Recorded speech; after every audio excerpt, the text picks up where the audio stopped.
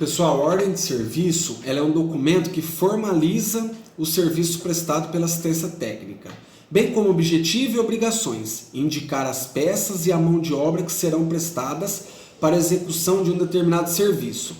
Existem duas maneiras de você ter sua ordem de serviço, tá? Uma delas seria a confecção realizada por uma gráfica. Então, uma gráfica faz de acordo com os itens que você determina. Outra forma seria a utilização de um software, que além de gerenciar o seu orçamento, também permite a emissão das mesmas. Então, fica mais fácil, tá? Com o talão impresso ou o software, sua loja tem obrigação de manter o controle de todos os serviços prestados. Alguns softwares, inclusive, têm a opção de controle de produto, que são utilizados em cada serviço, controlando o seu estoque. É possível também fazer um controle financeiro dos serviços que estão sendo oferecidos a seus clientes. O mais importante mesmo é saber como deverá ser preenchida e o que deverá conter em sua ordem de serviço. Então, mais para frente a gente vai ver tudo que deve conter na ordem de serviço, tá? Lembrando que se você fizer a utilização de software, geralmente ele já vem com as opções que a gente tem para preencher de forma mais fácil, tá? É essencial que tudo seja especificado em uma linguagem clara e objetiva. Não utilize termos técnicos, explique previamente e peças para o cliente assinar no final a ordem de serviço, no dia que o aparelho entrou na sua assistência técnica, e também ele assine no dia que saiu da sua assistência técnica. Esse documento não terá a menor validade se o cliente não assinar ele, então precisa da assinatura do cliente, tá? Se for menor, tem que ser um responsável.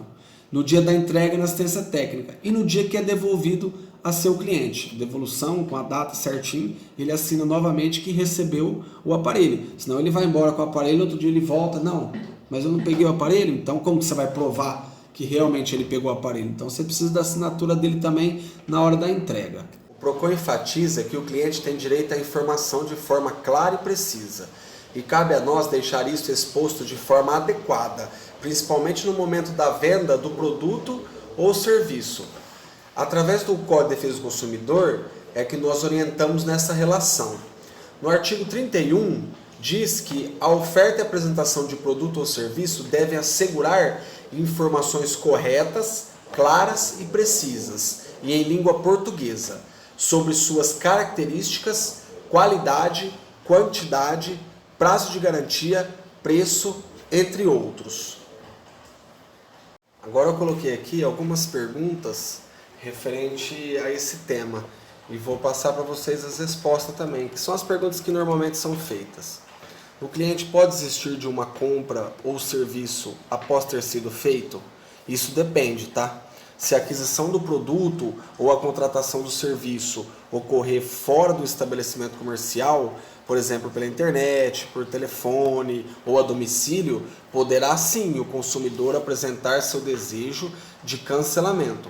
Vale ressaltar que a legislação não determina sequer a necessidade de fundamentação do pedido, bastando apenas a manifestação por parte do cliente a contagem do prazo de 7 dias de arrependimento, ou a reflexão que é prevista no artigo 49 do Código de Defesa do Consumidor. Deve ser iniciada somente com a entrega do produto ou serviço. Então, somente na hora que você realizar a entrega do aparelho, ou a partir desse momento, contando de 7 dias. Isso tá para quando for vendas a domicílio ou pela internet, algo assim, tá? O aparelho com mais de 90 dias e não retirados da assistência pode ser vendidos? Multas dias ou por permanência de aparelhos não retirados podem ser cobradas? O consumidor tem o prazo para poder buscar o produto na assistência técnica, a contar da data do reparo. O Código de Defesa do Consumidor não prevê data para o consumidor retirar o produto da assistência técnica após o efetivo reparo, mas é perfeitamente legal que a assistência técnica estipule um prazo para a retirada do produto após o reparo, que poderá ser respeitado pelo consumidor. Deverá constar na ordem de serviço o prazo da retirada. Após ter expirado o prazo de retirada do produto, a contar da comunicação do reparo, o estabelecimento envia um comunicado, uma notificação com aviso de recebimento. Então a gente vai lá no correio e envia um AR comunicando o cliente que o aparelho está pronto. Aí solicitando também que ele faça a retirada no prazo de 30 dias. Caso o prazo não seja respeitado, o estabelecimento pode entregar o produto à autoridade policial ou ao juiz, tá? Sobre taxa de vistoria, pode ser cobrada? Entendendo que a tal taxa de vistoria se refere à elaboração do orçamento prévio, previsto no artigo 40. A cobrança é ilegal. Toda vez que houver emprego de trabalho do profissional e o consumidor for avisado com antecedência, será possível a cobrança da realização do orçamento.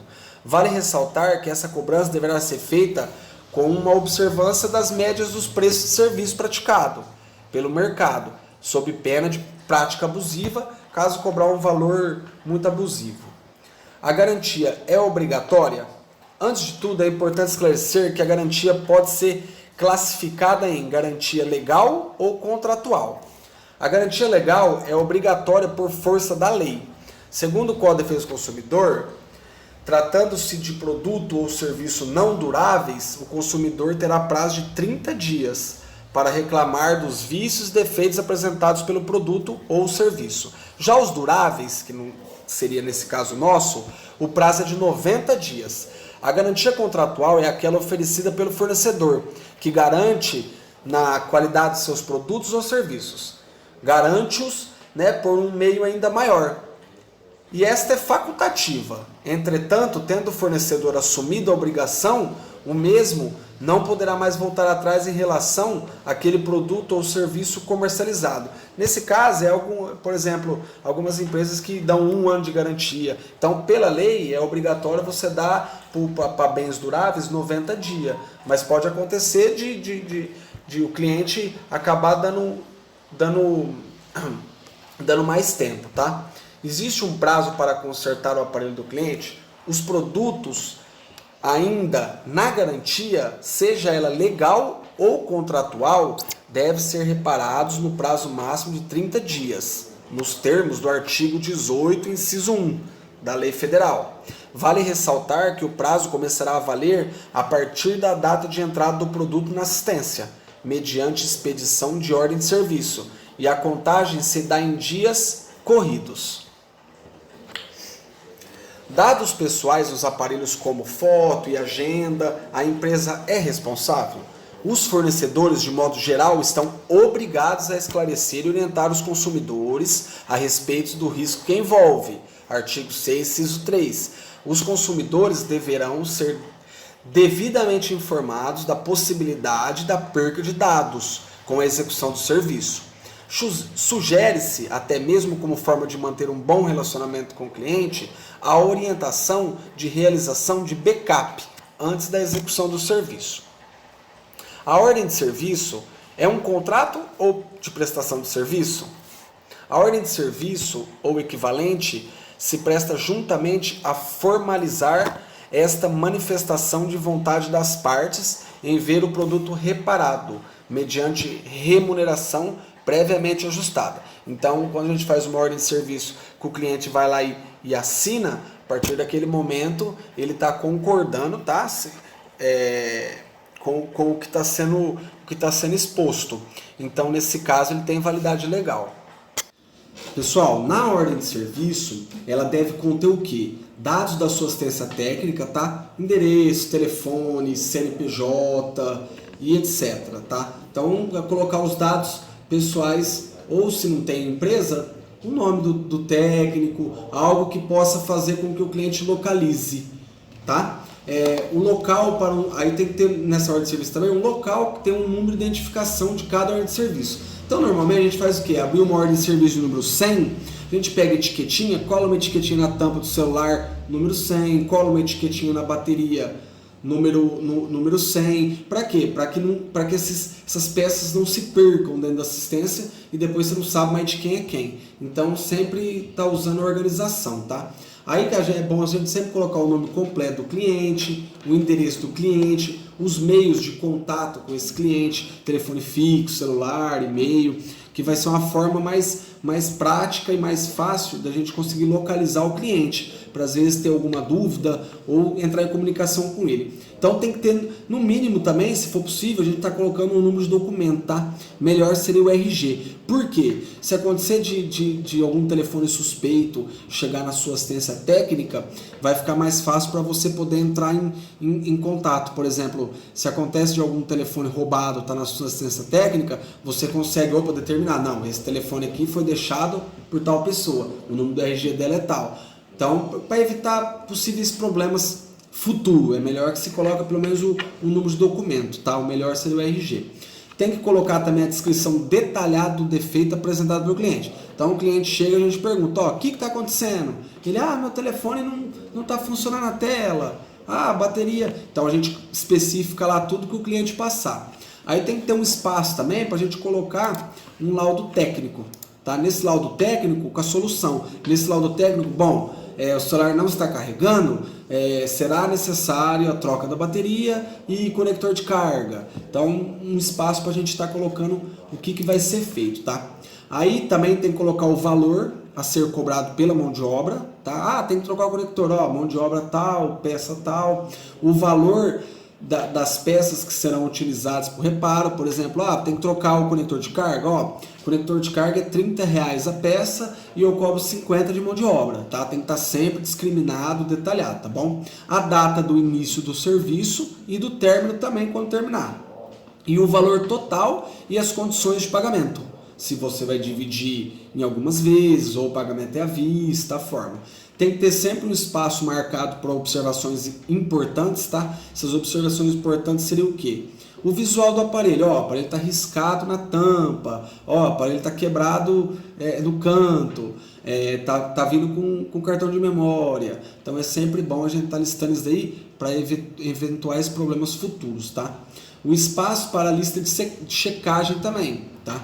O microfone, a campainha, a câmera, as teclas, o conector. Então a gente tem que estar sempre depois checando. Se chegou com a tela quebrada, assim que a gente colocar uma tela nova, a gente vai fazer esse checklist. Então, se encontrar algum problema aí, vamos entrar em contato com o cliente. Coloquei a tela aqui agora no seu celular, porém não está pronta ainda, mas eu verifiquei que a câmera não está funcionando. Então, sempre deixar o cliente sempre a par do que está acontecendo para evitar futuros problemas depois, tá bom? Bom, checklist. A lista de checagem também é conhecida como checklist. Nos protege de várias situações, inclusive atritos com clientes. É muito comum o cliente deixar um aparelho para consertar em nossa loja e após levarem o aparelho voltar informando que o aparelho apresenta defeito em outra função. Por exemplo, deixou um aparelho para trocar o display, a tela, e após o conserto o cliente retorna alegando que o microfone não está mais funcionando. Nessa situação, se não foi realizado um checklist, a assistência terá a obrigação de efetuar o conserto desse defeito, porque o defeito surgiu dentro da assistência técnica, no período que o aparelho entrou para o conserto. Normalmente o defeito já existia no aparelho, porém o cliente não notou, sem contar que alguns clientes podem agir de má fé, querendo jogar a responsabilidade para a assistência. Então somente com o checklist que vai isentar a assistência desse tipo de situação, tornando o cliente responsável por qualquer outro defeito que não conste no checklist. Por mais que conheça o cliente ou tenha um grau de amizade com ele, procure fazer o checklist em sua presença. Inclusive solicite que o mesmo assine concordando. Assim evitará perder um excelente cliente ou amigo. Já dizia o velho poeta, né? Amigo, amigo, negócios à parte. Afinal, lembre-se do que eu já havia dito. Mantenha sua assistência sempre organizada. Tenha um padrão. Esse padrão vai evitar muita dor de cabeça. Não perca energia com problemas que podem ser evitados. Então, o que a gente tem que fazer o quê? Procurar fazer o checklist. Se por acaso vem trocar a tela, não tem como a gente testar o microfone sem colocar a tela. Então, assim que coloca a tela e verifica que o microfone não está funcionando, já entrar em contato. Troquei a tela do seu telefone aqui, porém o microfone não está funcionando. Estava funcionando antes. Então, vai muito de um jogo de cintura dentro da assistência técnica, tá?